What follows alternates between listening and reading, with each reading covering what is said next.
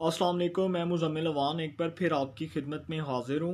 आप देख रहे हैं मेरा यूट्यूब चैनल हाट टॉक। चैनल को सब्सक्राइब करना मत भूलिए, बेल आइकन पे प्रेस कीजिए और चैनल को सब्सक्राइब कीजिए। 2 दिन पहले खोखर पैलेस के बाहर जौहर टाउन जो लाहौर में वाक़ खोखर पैलेस, वहाँ पर एक ग्रैंड ऑपरेशन हुआ पंजाब हुकूमत के कहने पे। और मुस्लिम लीग नून के सीनियर रहनुमा दोनों भाई जो मुस्लिम लीग नून के मुत्तहिद बार असम्बली के रुकन मुंतखब हो चुके हैं, अफजल खोखर साहब और सैफुल मलूक खोखर साहब, दोनों के खोखर पैलेस को टारगेट करके एक ग्रैंड ऑपरेशन किया गया। पंजाब हुकूमत की जानिब से इंतज़ामिया को इसका ऑर्डर दिया गया। आज इसके ऊपर लाहौर हाई कोर्ट ने जो अपना एक फ़ैसला दिया है, आज हम इसको भी तफसील से डिस्कस करेंगे। जस्टिस कासिम खान साहब जो लाहौर हाई कोर्ट के चीफ जस्टिस हैं, उन्होंने क्या अहम बातें की इस हवाले से। जो ग्रैंड ऑपरेशन हुआ इसकी क्या तफसीलात हैं, आज हम तमाम जितने भी पॉइंट्स आज हम उसको डिस्कस करते हैं। जिस दिन ये ग्रैंड ऑपरेशन हुआ लाहौर में खोखर पैलेस के बाहर, ये जो तजावज़ात के ख़िलाफ़ कहते हैं कि जी ये ग्रैंड ऑपरेशन किया गया, पंजाब हुकूमत ने एक ऑर्डर जारी किया था।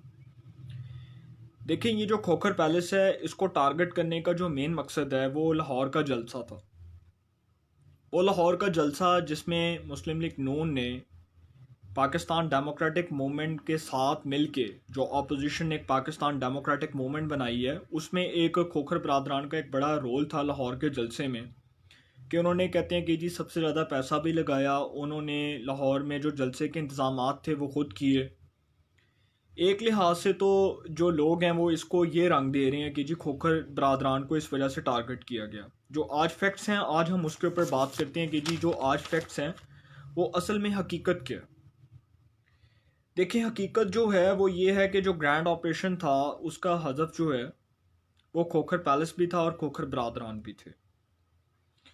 और हुकूमत का दावा है कि जो ज़मीन वागजार करवाई गई है उसकी मालियत जो है 1 अरब से ज़्यादा है।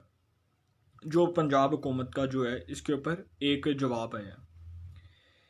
अब ये जो ज़मीन का मामला है, इससे पहले मैं आपको एक बड़ी अहम बात बताने जा रहा हूँ कि जिस दिन ये ऑपरेशन हुआ उससे एक रात पहले इंतज़ामिया जो है उसको चौकस किया गया, उसको अलर्ट किया गया।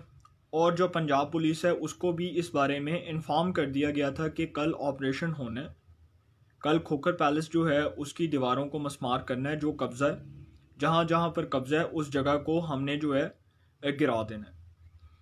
इस हवाले से खोखर बरादरान को फ़ोन भी किया गया और खोखर बरादरान को ये कहा गया कि अगर आप लोगों ने किसी भी किस्म की कार्रवाई में कोई खलल डाली, कोई भी रखना डालने की कोशिश की, तो फिर हम आपके ऊपर एंटी टेररिस्ट एक्ट के मुताबिक जो है मुकदमा दर्ज करवाएंगे। खोखर बरादरान को ये इन्फॉर्म किया गया। अब इसका जो बैकग्राउंड है इसके बारे में आज हम बात करते हैं कि ये जो सारा कुछ एक रात पहले जो सारा कुछ तय हुआ, मीडिया को इसकी कवरेज से रोका गया। मुस्लिम लीग नून के जो सीनियर रहनुमा हैं, रुकन कौमी असम्बली ख्वाजा साद रफ़ीक साहब, रमज़ान सदीक भट्टी साहब, ख्वाजा इमरान नज़ीर साहब और मुत्तहिद जो अरकान असम्बली हैं नून लीग के, वो उस जगह पर पहुँचे जब जाए वक़ुआ पर ये तमाम जितने भी लोग वहाँ पर मौजूद थे, जिन्होंने देखा कि किस तरह बिल्डोज़ किया गया, खोखर बरादरान के पैलेस को किस तरह मस्मार किया जा रहा था, किस तरह दीवारों को गिराया जा रहा था। अब खोखर बरादरान का जो मौक़िफ़ है ना इसके ऊपर वो मुख्तलिफ है। वो कहते हैं कि जी 1970 में ये जो ज़मीन है ये मज़ारों को दी गई, ठीक है। उसके बाद वो कहते हैं कि जी इस ज़मीन के ऊपर खेती बाड़ी हुई, बाद में ये जो ज़मीन है ये एक ट्रस्ट को दी गई, इस ज़मीन को मुख्तलिफ़ जगहों पर बेचा गया और वो खोखर बरादरान जो हैं वो इस ज़मीन के 5वें ख़रीदार हैं। इस ज़मीन के ऊपर जो है वो 13 स्टेज मौजूद हैं, जिसमें से 11 स्टेज जो हैं वो दूसरी पार्टियों ने ली हुई हैं। इस ज़मीन की मैं बात कर रहा हूँ। अब 2018 की अगर हम बात करें तो उसको हम बाद में डिस्कस करेंगे। पहले हम बात करते हैं कि पंजाब हुकूमत जिसका ये कहना है कि जो ज़मीन है ये कब्ज़े की ज़मीन है, खोखर बरादरान का कहना है कि इस ज़मीन के जितने भी इंतकाल हैं उसको हुकूमत ने ख़ुद कैंसिल किया है। खोखर बरादरान के मुताबिक उनके पास इस ज़मीन के स्टे ऑर्डर्स मौजूद हैं और स्टे ऑर्डर्स होने के बावजूद इस ज़मीन का जो तनाज़ा है उसके ऊपर पंजाब हुकूमत ने जो हरकत की, खोखर बरादरान के मुताबिक, खोखर बरादरान कहते हैं कि जी जब हमारे पास इस ज़मीन के स्टे ऑर्डर्स मौजूद हैं तो फिर ये ग्रैंड ऑपरेशन क्यों किया गया। और दूसरी बात कि अगर जो पंजाब हुकूमत का मौक़िफ़ है, पंजाब हुकूमत का कहना है कि जी ये जो ज़मीन है इसके ऊपर एक तो पहली बात है कब्ज़े की ज़मीन है। देखें, अगर ये ज़मीन कब्ज़े की है तो मेरी बात में जो मेरी समझ में ये बात नहीं आती कि अगर तो ये ज़मीन पे कब्ज़ा हुआ है तो फिर जो खोखर बरादरान हैं उनकी जो फैमिली बैठी हुई है वो फिर इतनी देर से वो वहाँ पर क्यों बैठे हुए हैं। लेकिन ना सवाल तो ये बनता है कि अगर तो ये ज़मीन भाई कब्ज़े की है तो फिर क्या वो बेवकूफ़ थे जो इतनी देर से वो इस ज़मीन के ऊपर जो है अपना खोखर पैलेस बनाकर बैठे हैं। अच्छा, जो प्रॉपर्टी डीलर्स से जो मेरी बात हुई है ना, प्रॉपर्टी डीलर्स कहते हैं कि ये जो सारा मामला है ना, इस मामले के ऊपर प्रॉपर्टी डीलर्स ने भी अपना एक रद्द-ए-अमल दिया है और वो कहते हैं कि जो हुकूमत के मुताबिक ये जो कहा जा रहा है कि जो ज़मीन कब्ज़े की है, जो ट्रस्ट की ज़मीन होती है ना वो बेची नहीं जाती।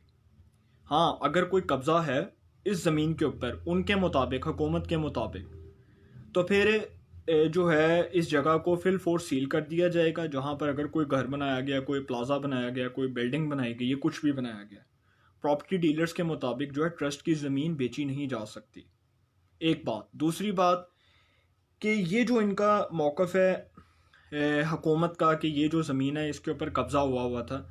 देखें, तहरीक इंसाफ की हुकूमत की अगर मैं बात कर लूँ, 2018 में मुझे बहुत अच्छी तरह याद है और जो कोर्ट के जजमेंट्स हैं उसका हवाला मैं दे देता हूँ। लाहौर में सुप्रीम कोर्ट लाहौर रजिस्ट्री में 2018 की बात है, दिसंबर 2018 में उस वक्त के जो चीफ जस्टिस हैं जस्टिस मियां साकिब निसार साहब, उन्होंने एक समाअत की जिसमें नवाब टाउन में ज़मीनों पर कब्ज़े के केस में अफजल खोखर साहब को सुप्रीम कोर्ट लाहौर रजिस्ट्री में तलब किया गया और उनसे पूछा गया कि ये जो नवाब टाउन में ज़मीनों पर कब्ज़े हुए हैं इसमें आपका क्या रद्द-ए-अमल है, इसमें आपका क्या रोल है। उस वक्त भी इस केस की समाअत हुई। सैफुल मुल्क खोखर साहब को भी अदालत में तलब किया गया और बहुत से मैं नून लीग के ऐसे अरकान के नाम ले सकता हूँ, जिस तरह साद रफ़ीक साहब को रेलवे खसारा केस में तलब किया जाता था।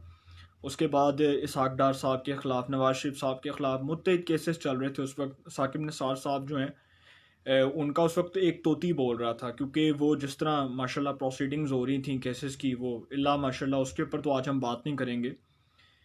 लेकिन ये बात कहना कि मुस्लिम लीग नून जो है उसने कुछ गलत नहीं किया, देखें हम किसी की साइड नहीं ले रहे, हमें फैक्ट्स को सामने रख के बात करनी चाहिए। 2018 की मैं बात कर रहा था। 2018 में जब ये केस की समाअत हुई थी तो उस वक्त एक बड़ी इंटरेस्टिंग जो है ना वो न्यूज़ सामने आई थी, एक बड़ी इंटरेस्टिंग खबर भी सामने आई थी कि जो तहरीक इंसाफ के रहनुमा हैं मंशा बम साहब, जिनको कहा जाता है कि जी मंशा बम उनका नाम था, मंशा खोखर थे, वो लाहौर में ही वाक़ है, अलजन्नत मैरिज हॉल के पास ही वहाँ पे शादेवाल वाक़ है। शादेवाल के अतराफ़ में उनकी पूरी मार्केट थी जिसके ऊपर उन्होंने कब्ज़ा किया हुआ था। उस पूरी मार्केट को कोर्ट के ऑर्डर्स के मुताबिक जो है वो उन्होंने, कोर्ट ने जो है इसके ऊपर एक अपना एक फ़ैसला दिया कि फिल फोर जो कब्ज़े की ज़मीन है उसको फिल फोर गिरा दिया जाए, उसको फिल फोर मस्मार कर दिया जाए, उसको फिल फोर गिरा दिया गया। इसी तरह पाकिस्तान तहरीक इंसाफ के अंदर, अब मैं बात नहीं करना चाहता था, कई ऐसे कब्ज़ा ग्रुप मौजूद हैं। अलीम ख़ान साहब के बारे में क्या सारे इस बात को नहीं जानते कि अलीम ख़ान साहब जो हैं उनकी जो गैर कानूनी हाउसिंग सोसाइटीज़ हैं उनके केसेस नैप में चल रहे हैं। उसके बाद मेरी कॉन्स्टिट्यूंसी की बात कर लें, मेरा जो हलका है वहाँ पे जो मेरे अपने हलके के जो MP हैं नज़ीर चौहान साहब, क्या उनके ख़िलाफ़ नैप की इंक्वायरीज़ नहीं चल रही? क्या मियाँ असलम इकबाल साहब जो हैं उनके फैमिली के ख़िलाफ़ नैप की इंक्वायरीज़ नहीं चल रही? देखें, मियाँ महमूद रशीद साहब हैं जो तहरीक इंसाफ के सीनियर रहनुमाए वज़ीर हैं, सूबाई वज़ीर हैं हाउसिंग के, क्या उनके ख़िलाफ़ नैब की इंक्वायरीज़ नहीं चल रही? कब्ज़ा ग्रुप की बात करती है हुकूमत, तो मेरा ख्याल है हुकूमत के अंदर अपने जो जमात है उसके अंदर खुद के अंदर बहुत बड़े कब्ज़ा ग्रुप मौजूद हैं। और अफजल खोखर और सैफुल मुल्क खोखर की तो मैं कोई साइड नहीं ले रहा, ना ही मैं जो है उनका कोई तर्जुमान हूँ, ना ही मैं उनकी कोई तर्जुमानी करने आया हूँ। मगर मैं समझता हूँ कि जो आज अदालत ने, लाहौर हाई कोर्ट ने जो एक ऑर्डर दिया है कि लाहौर हाई कोर्ट का आज एक ऑर्डर आया है कि खोखर बरादरान की जो अराज़ी का कब्ज़ा है वो वापस करने का जो है वो लाहौर हाई कोर्ट ने हुक्म जारी किया है। और लाहौर हाई कोर्ट ने उसके बाद एक और बड़ी इंटरेस्टिंग जो बात की है, उन्होंने कहा है कि जो खोखर बरादरान है वो सिविल कोर्ट से रजू करें इस मामले में। पंजाब हुकूमत को उन्होंने मज़ीद कार्रवाई से रोक दी है, इसके ऊपर वो कोई कार्रवाई नहीं कर सकते। तो ये जो सारा मामला है, देखें इस सारे मामले में मैं समझता हूँ कि हुकूमत ने ख़ुद को कंट्रोवर्शियल बना लिया। बहुत अच्छा होता, बहुत बेहतर होता अगर हुकूमत अदालत से रजू करती। अदालत एक मुनासिब प्लेटफॉर्म है, अदालत से रजू किया जाता, अदालत से इस बारे में जो है वो वजाहत, अदालत जो है वो इस बारे में इनसे वजाहत तलब करती और अदालत को मुतमिन किया जाता। देखें, अदालतें इसलिए बनी हैं कि आपको अगर मुखालफिन के ख़िलाफ़ कोई भी आपने केस लेके जाना है, कोई भी आपने केस जो है वो अदालत में जाके लड़ना है, तो एक अदालत मुनासिब प्लेटफॉर्म है, वहाँ पर जाके आप मुखालफिन के ख़िलाफ़ सब कुछ साबित करें। ये तो महज लोगों के नज़र में तो ये एक इंतकामी कार्रवाई है ना कि खोखर बरादरान जी वो जी ज़मीनों पे कब्ज़े करके बैठे हुए थे। भाई अगर वो ज़मीनों पे कब्ज़े करके बैठे थे तो 1.5 साल से आप लोग इस केस को अदालत में जो है वो नहीं लेके गए, ठीक है। आप लोगों ने इस केस के ऊपर बात नहीं की। 2.25 साल हो गए हैं तहरीक इंसाफ की हुकूमत को, आज तक इस केस के ऊपर कोई बात नहीं हुई। 2018 में बहुत जो है वो बड़ी गनीमत समझा जाए इस केस को कि साकिब निसार साहब जब इस केस की समाअत करते हैं तो इसके ऊपर कोई फ़ैसला नहीं आता। 2018 की बात कर लेता हूँ, मैंने आज जो है वो तमाम फैक्ट्स जो हैं वो सामने रखे हुए हैं। 2018 की बात करता हूँ, उस वक्त के जो DCO थे लाहौर के, साले सईद साहब, उन्होंने एक रिपोर्ट पेश की थी सुप्रीम कोर्ट लाहौर रजिस्ट्री के अंदर।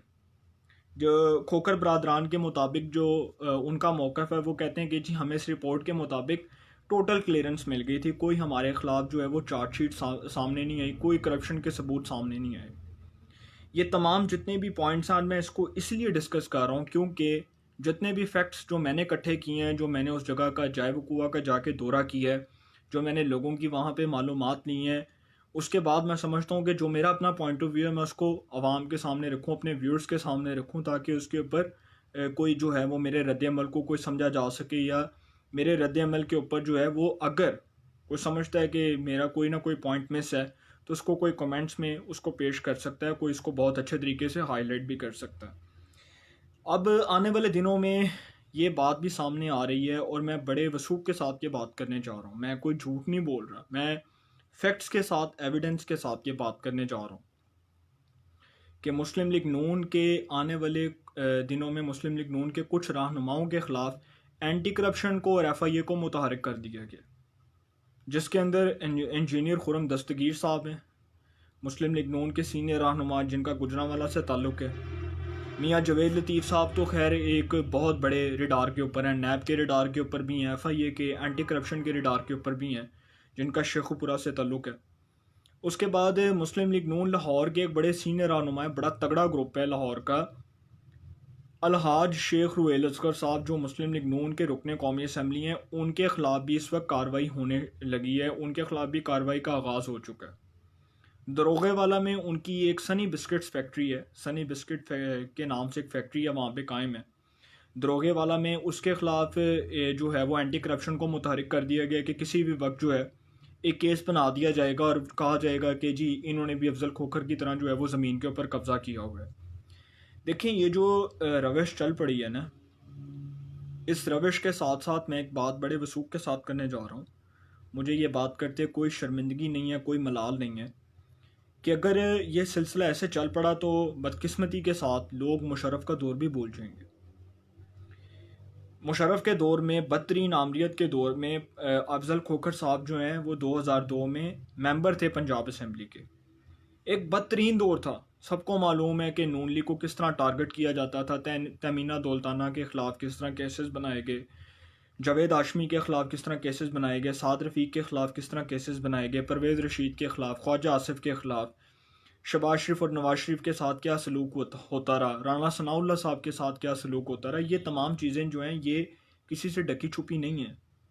अगर हुकूमत ने इंतकाम लेना है तो हुकूमत के पास एक सबसे बेस्ट ऑप्शन ये है कि हुकूमत सियासी मैदान में आके मुकाबला करे। इंतकामी कार्रवाइयाँ करने से कोई शेर नहीं बन जाता।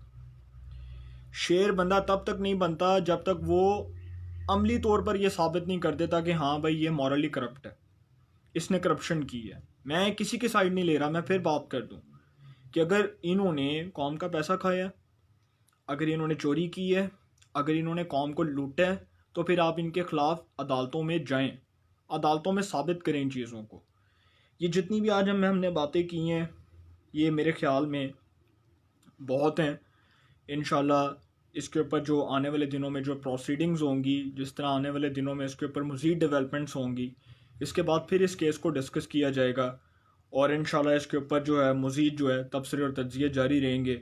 और जितने भी फैक्ट्स आज मैंने आप सबके साथ अपने व्यूअर्स के साथ डिस्कस किए हैं, इंशाल्लाह मुझे उम्मीद है कि नेक्स्ट टाइम फिर जब इसके ऊपर बात होगी तो मज़ीद जो हक़ाइक़ हैं वो सामने लाए जाएंगे। अपना बहुत ख्याल रखिएगा। अल्लाह ताला आप सबको खुश रखे। अल्लाह ताला मुल्क पाकिस्तान पर अपना ख़ास करम फरमाए।